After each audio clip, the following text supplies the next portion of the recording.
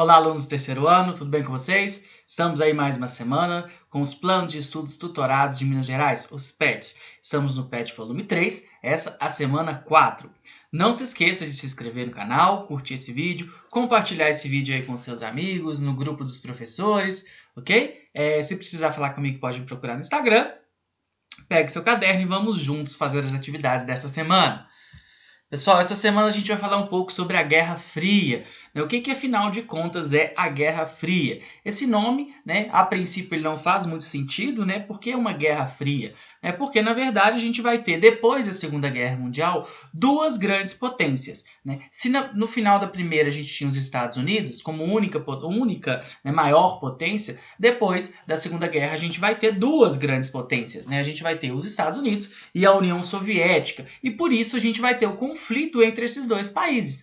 Além de serem duas grandes potências, eram duas potências opostas, uma capitalista e uma socialista. Então elas defendiam sistemas econômicos diferentes. E por que Guerra Fria? Porque a gente não vai ter um combate direto entre as duas nações. Então os Estados Unidos não vão declarar uma guerra à União Soviética e a União Soviética não vai declarar uma guerra e atacar os Estados Unidos. Mas eles vão disputar de forma indireta. Então a gente vai ter disputa no esporte, a gente vai ter disputa aí numa corrida armamentista, a gente vai ter uma corrida espacial, a gente vai ter conflitos em que os dois um vai apoiar um lado, o outro vai apoiar outro lado, então por isso uma guerra fria, ok? Não significa dizer que na época não houveram combates, porque a gente vai ter a guerra do Vietnã, a guerra da Coreia, que vai ter a interferência desses dois países, mas eles não vão se enfrentar diretamente. E por que eles não vão se enfrentar diretamente? Justamente pelo medo que eles tinham da destruição mútua, Eram dois países muito fortes, duas grandes potências, dois países com armas nucleares, Então, se eles entrassem efetivamente numa guerra, era possível uma aniquilação mútua, beleza? Então, pegue seu caderno aí para a gente fazer essas atividades. Na número 1, a gente tem um texto e tem a pergunta. O que permitiu a relativa imunidade soviética à depressão econômica da década de 1930? Aí eu marquei o trecho para vocês. Um país que rompera clamorosamente com o capitalismo parecia imune a ele, a União Soviética. Então, depois da crise de 29, os países capitalistas vão sofrer com a crise e a União Soviética, que tinha rompido com o capitalismo, não vai sofrer esses problemas, beleza? Então, essa aí é a resposta. Na número 2, explique por que o modelo soviético despertou a atenção dos analistas econômicos na década de 1930.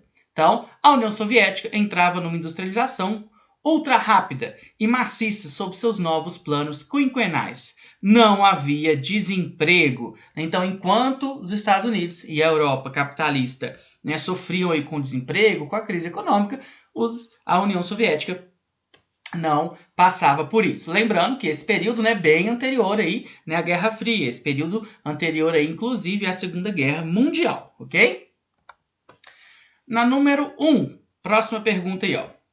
Discuta com seu colega a contradição apontada por Khrushchev entre o projeto socialista e o regime stalinista. E aí, um trecho para vocês é o seguinte. É intolerável e estranho ao espírito do marxismo-leninismo exaltar uma pessoa e dela fazer um super-homem dotado de qualidades sobrenaturais, semelhante às de um deus. Esse sentimento a respeito de Stalin existiu durante muitos anos. Após a guerra, a situação só se complicou. Stalin tornou-se ainda mais caprichoso, irritadiço e brutal. Tudo ele decidia sozinho. Então, por que a gente tem uma contradição aí? Por quê?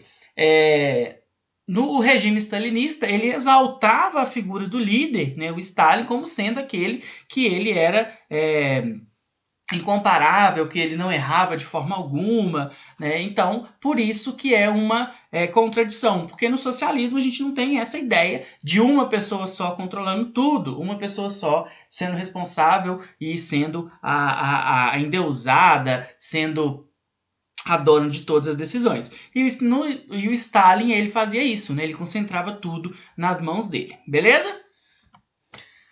Próximo, pessoal. Em que se baseava, segundo o texto, a expressão Guerra Fria? Aí eu trouxe marcado aí. A partir do fim da Segunda Guerra Mundial, e particularmente a partir de 1949, ano que a União Soviética produziu a sua primeira bomba atômica, tamanho era o poderio militar nuclear dos Estados Unidos e da União Soviética, que evitavam se destruir, passando a se chocar diplomaticamente em locais onde não haveria o risco de conflito nuclear.